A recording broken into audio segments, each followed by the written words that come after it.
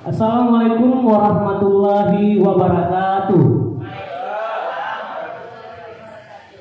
Pertama-tama marilah kita panjatkan puji dan syukur kepada Allah Subhanahu wa taala yang mana pada siang yang berbahagia ini kita masih diberikan kesempatan untuk dapat berkumpul di tempat yang sangat sederhana ini dalam rangka menyampaikan program-program di sekolah kita masing-masing, yaitu pada Lokakarya 6 Kabupaten Simelu. Salam serta salam tidak lupa juga kesanjungan kepada junjungan Nabi besar Muhammad SAW yang telah membawa umatnya dari alam kebodohan ke alam yang terang benderang seperti yang kita rasakan pada saat sekarang ini. Yang kami hormati Bapak pengajar praktik, yang kami hormati Bapak Ibu JKT Angkatan 7 Kabupaten Simelu. Baik Bapak Ibu, sebelumnya terima kasih telah memberikan kesempatan untuk saya untuk memaparkan program yang akan saya laksanakan 1 tahun ke depannya nanti di sekolah SD Negeri 14 Simelu Timur. Yaitu nama programnya Saya Sehati. Artinya satu karya sebagai hasil literasi. Baik Bapak Ibu, sama-sama kita lihat di layar. Di sini ada latar belakangnya. Sebagai berikut, budaya positif adalah suatu pembiasaan yang bernilai positif. Di dalamnya mengandung sejumlah kegiatan yang mampu menumbuhkan karakter murid. Kegiatan literasi ini merupakan salah satu kegiatan yang dapat dibudayakan menjadi budaya sekolah yang memiliki dampak positif. Kegiatan literasi yang biasa dilakukan di kelas cenderung monoton Bapak Ibu dan membuat siswa menjadi bosan dan kurang meminati kegiatan literasi tersebut. Maka dari itu hal ini berdampak kepada kemampuan literasi anak yang sangat rendah. Dilihat dari hasil rapor pendidikannya, literasi anak kita kebanyakan menjadi rendah atau menurun. Untuk itu dirancanglah sebuah kegiatan yang namanya inovasi dari kegiatan literasi yang sudah ada. Kegiatannya lebih divariasikan Bapak Ibu ya, yaitu dengan membuat satu karya sebagai hasil dari karya literasi yang dilakukan.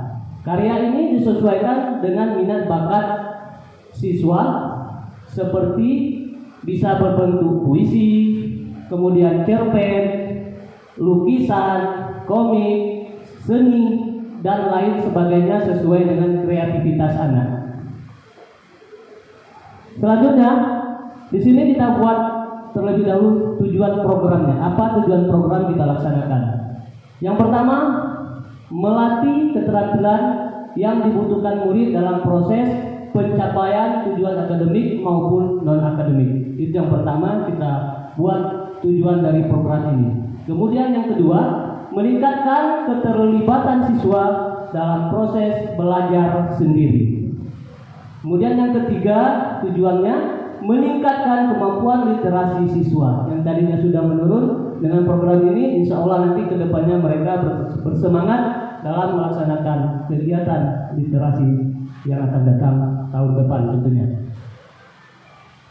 Baik Bapak Ibu, selanjutnya kita lihat lagi. Di sini ada kelengkapan rencana dalam struktur program Saya Sehati.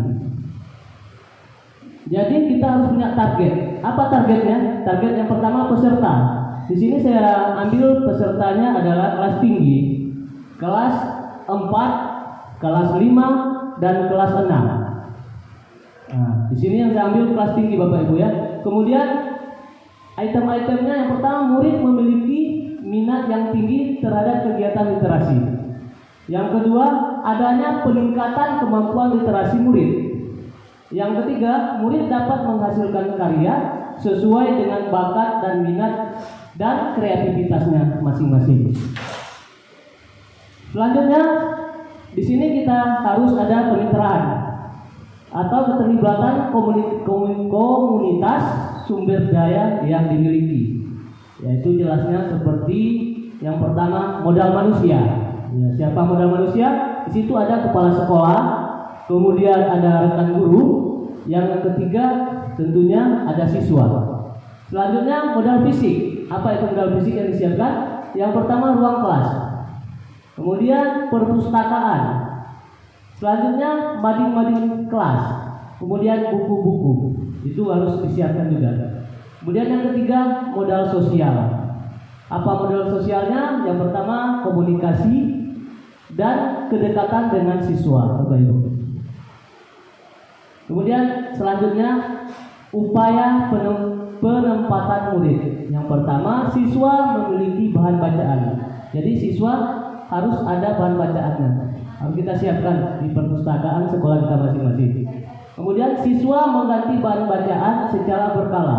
Jadi setiap minggunya nanti berganti yang disiapkan siswa, bukan itu saja bukunya. Nah, jelas di sini harus kesiapan dari perpustakaan sekolah kita masing-masing. Yang ketiga, membuat karya sesuai minat dan bakat masing-masing. Terserah mereka mau buat karyanya, jangan kita tahan, jangan kita arahkan, biarlah mereka yang menyesuaikan dengan kreativitasnya masing-masing. Kita hanya menuntut saja, Bapak Ibu. Kemudian di sini ada rencana evaluasi. Lini masa evaluasi yang pertama observasi kegiatan. Harus kita observasi kegiatan tadi. Kemudian kuesioner rekan sejawat juga harus kita buat kepada rekan-rekan kita. Yang ketiga refleksi murid harus kita adakan juga. Sumber data. Jelas di sini yang pertama karena kita di sekolah yaitu kepala sekolah. Yang kedua siswa kelas tinggi. Kemudian guru kelas. Kemudian di sini pasti ada tantangannya yang kita hadapi, Bapak Ibu. Yang pertama mungkin perbedaan minat siswa. Ada yang suka membaca, ada yang suka olahraga, ada yang suka seni. Itulah nanti bagaimana cara kita supaya mereka bisa mau untuk melaksanakan program kita yang akan kita buat nanti 1 tahun ke depannya. Kemudian waktu pelaksanaan.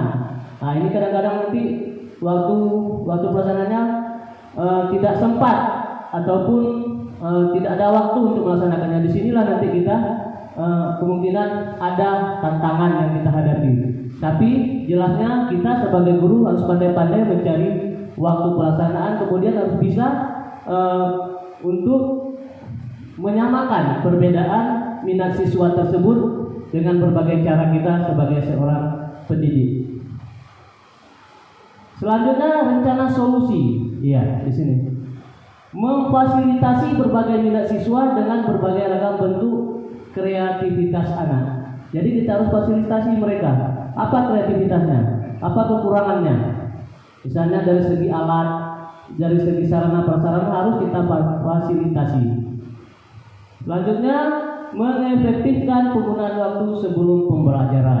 Ini diadakan rencana saya ini sebelum pembelajaran, kokurikuler namanya ya, dari jam 7:30 sampai jam 8. Ini programnya kokurikuler. Pengganti misalnya hari Selasa kita senang, inilah kita ganti baik. Oke, baik, selanjutnya untuk sementara dulu mungkin hanya ini program yang bisa saya sampaikan. Insya Allah nanti akan saya sambung kembali program-program selanjutnya. Dan di sini juga saya terima kasih kembali kepada Bapak Ibu yang senantiasa bersama kita di sini. Semoga kita selalu dalam lindungan Allah Subhanahu wa taala. Saya tutup dengan doa, wabillahi taufiq wal hidayah. Assalamualaikum warahmatullahi wabarakatuh.